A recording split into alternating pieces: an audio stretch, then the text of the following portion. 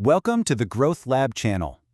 Ever wonder why your brain just seems to be addicted to bad news? Well, let's get into it. Okay, let me paint a picture for you. It's 1 a.m. You're in bed. Lights are out. You know you've got to be up in just a few hours. But your thumb, it just has a mind of its own, doesn't it? Just one more article, you tell yourself. But it's an endless stream of crises, disasters, and political drama. And you start to get this weird feeling, right? Like, why do I feel so anxious? A little pit in your stomach, your shoulders are all tensed up, and the anxiety is just building. But you can't stop. You just can't look away. If this sounds familiar, you're not alone. You're doomscrolling. So what is going on here? Why is our brain literally obsessed with information that makes us feel terrible? It's one of the weirdest parts of modern life, for sure. We're about to unravel this mystery. And hey, if you've ever fallen into this trap, let us know in the comments. And while you're at it, hit subscribe so you don't miss out as we untangle more of these modern puzzles. All right, first piece of the puzzle, the bad news addiction. And here's the thing, it's not you, it's your brain. You've probably heard that old newsroom saying, if it bleeds, it leads. The idea was that negative stories just sell more papers. Well, it turns out that's not just some old school intuition. A massive new study has basically proven that this is scarily true for how we act online. And the numbers are pretty wild. Researchers looked at over 100,000, that's right, 105,000 different headlines. And they found that for every single negative word they added to a headline, the click rate jumped by 2.3%. In the world of online media, that's not just a little bump, that's a huge deal. So why does this work so well on us? It's because we're literally hardwired for it. Our brains have this little feature called a negativity bias. The best way to think about it is that your brain is basically a prehistoric security guard. Its job for thousands of years was to constantly scan the horizon for threats, to keep you from being eaten. The problem is, it hasn't quite gotten the memo that a scary headline online isn't a saber-toothed tiger lurking in the bushes. But our caveman brain isn't in this alone. Oh no, it has a very modern accomplice. Let's talk about the algorithm's trap. The tech that feeds the beast. And this is where it gets really tricky. Social media algorithms at their core are designed to do one thing and one thing only: keep you engaged, keep you on the platform. And they've learned through massive amounts of data that the absolute easiest way to keep you hooked is to feed that ancient threat-seeking part of your brain.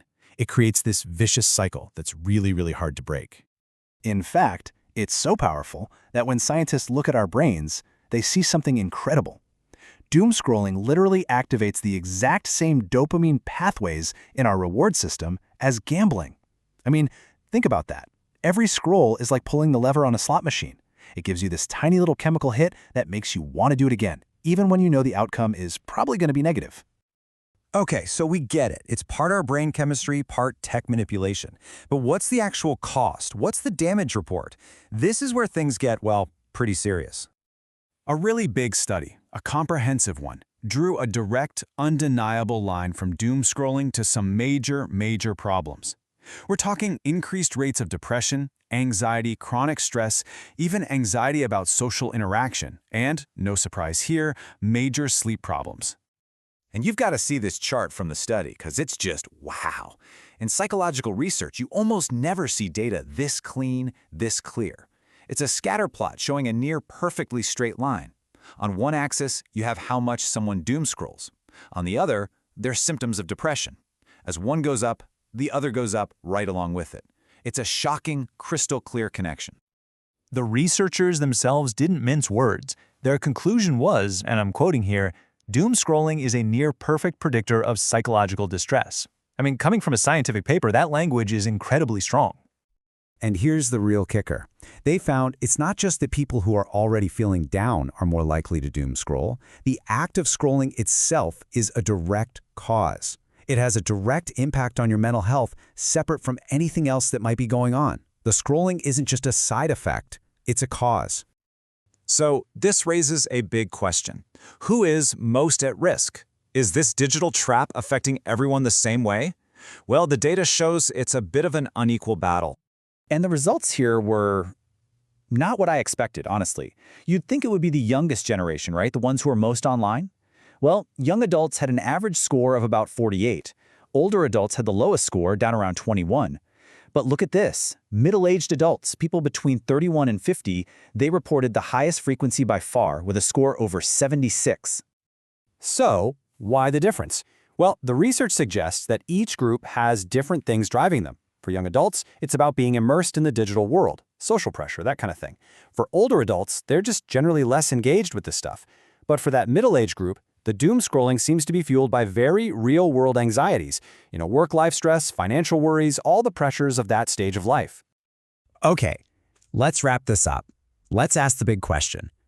Is the scroll in your control? Because what we've really uncovered here is a fundamental conflict of our modern age.